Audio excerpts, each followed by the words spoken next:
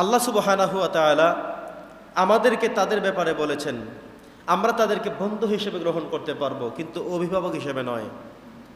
আমরা তাদেরকে নেতৃস্থানীয় জায়গায় তাকে মানতে হবে, তার অনুসরণ করতে হবে, সে যা করে তা করতে হবে, তার থেকে পরামর্শ নিয়ে চলতে হবে, তার থেকে ভালো মন্দ বুঝতে হবে আমাদেরকে। এটা আল্লাহ নিষেধ করেছেন। বরং আল্লাহ বলছেন যে তোমরা যদি তাদের সাথে বন্ধুত্ব করতে চাও, রিলেশন করতে চাও, চলাফেরা করতে চাও, খাওয়া দাওয়া করতে চাও, ঘোরাফেরা করতে চাও, অনেকগুলো কাজ তোমরা করতে পারবে।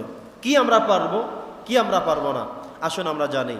আল্লাহ সুবহানাহু ওয়া তাআলা যেটা বলেছেন সূরাতু আলে ইমরানের 28 নম্বর আয়াতে আল্লাহ বলছেন, লা ইয়াত্তাখিযুল মুমিনুনাল কাফিরিনা আউলিয়া মিন দুনিল মুমিনিন, যে মুমিন ছাড়া অন্য ধর্মের অনুসারী কাউকেই তোমরা যেন অভিভাবকের কাতারে না বসাও, মুরব্বির কাতারে না বসাও।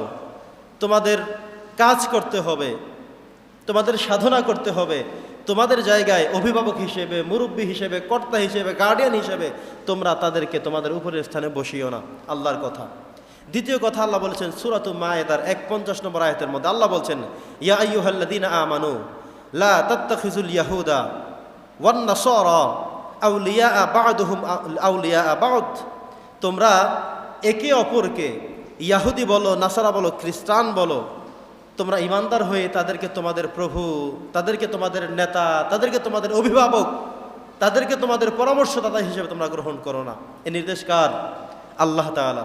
কিন্তু অত্যন্ত দুঃখজনক বিষয় হলো এটা, বর্তমান সময়ে দেখা যায় আমাদের মধ্যে কেউ কেউ মুসলমানদেরকে বাকি রেখে, মুসলমানদেরকে ব্যতি রেখে অন্য ধর্মের অনুসারী হোক সে অন্য যে কোনো ধর্মের যে কোনো মানুষ, দেখা যায় তাদেরকে অভিভাবক মানে, তাদেরকে ওলি মানে, তাদেরকে নেতা মানে, তাদের থেকে পরামর্শ নেয়, তাদের থেকে বুদ্ধি নেয়, তাদের পরামর্শ অনুযায়ী চলতে চায়।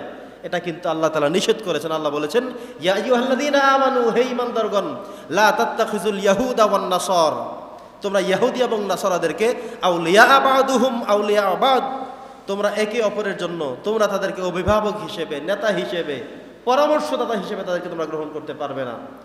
আমাদের ইমানদারদেরকে আল্লাহ তাআলা বলেছেন, অন্য আয়াতে আল্লাহ বলেছেন, লা ইয়াত্তাখিযুল মুমিনুনাল কাফিরিনা আউলিয়া মিন দুনিল মুমিনিন, মুমিনরা ছাড়া, ইমানদাররা ছাড়া, তোমরা ইমানদার যারা আছো, ইমানদাররা অন্য ইমানদারকে ব্যতীত, অন্য ইমানদারদেরকে বাদ দিয়ে অন্য ধর্মের অনুসারীদেরকে প্রভু হিসেবে, নেতা হিসেবে, অভিভাবক হিসেবে যেন তোমরা না মানো। সুবহানাল্লাহ। আল্লাহর নির্দেশ কতটা গুরুত্বপূর্ণ। প্রিয় উপস্থিতি, সূরাতুল মুমতাহিনার মধ্যে আল্লাহ তাআলা আরো বলেছেন, অমুসলিমরা যদি তোমাদের সাথে খারাপ আচরণ না করে, অমুসলিমরা যদি তোমাদের সাথে রূঢ় ব্যবহার না করে, আঘাত না করে, অত্যাচার না করে, তাহলে তোমরা তাদেরকে অত্যাচার করতে যেও না, তাদেরকে মারতে যেও না, ক্ষতি করতে যেও না, বিদ্বেষ ছড়িও না। ধরুন হিন্দু ভাইদের মধ্যে আমরা অনেক আছে উগ্রবাদী, তারা ধর্ম মানুষকে যা শেখায়, তাদের ধর্মও কিন্তু কিছু বিষয় আছে নীতি নৈতিকতার জায়গা থেকে, কিন্তু দেখা যায় যে তারা উগ্রতামি, এটা তাদের ধর্মেও নাই। অথচ তারা উগ্রবাদী করতে গিয়ে মুসলমানদের উপরে চড়াও হয়ে মুসলমানদের উপাসনালয়, মসজিদ এবং মাদ্রাসাকে গুড়িয়ে দিচ্ছে, ভেঙে ফেলছে, মুসলমানদেরকে নির্যাতন করছে, ইবাদত বন্দেগী করতে দিচ্ছে না। তাদেরকে বলা হয় হিন্দুদের মধ্যে উগ্রবাদী। যারাই এই সমস্ত উগ্রবাদী কাজ করবে তাদের ব্যাপারে আমাদের পদক্ষেপ নিতে হবে। কিন্তু যারা উগ্রবাদী না, যারা তাদের ধর্ম যথাযথভাবে পালন করে, তাদেরকে যেন আমরা কোনো বিদ্বেষ না ছড়াই, হানাহানি না করি, মাইরধর না দেই, কষ্ট না দেই, জুলুম না করি, তাদেরকে শান্তিতে থাকবার অধিকার রয়েছে, সেটা আমাদেরকে নিশ্চিত করতে হবে। দিয়েছেন কে? আল্লাহ তাআলা। সুবহানাল্লাহ পড়েন।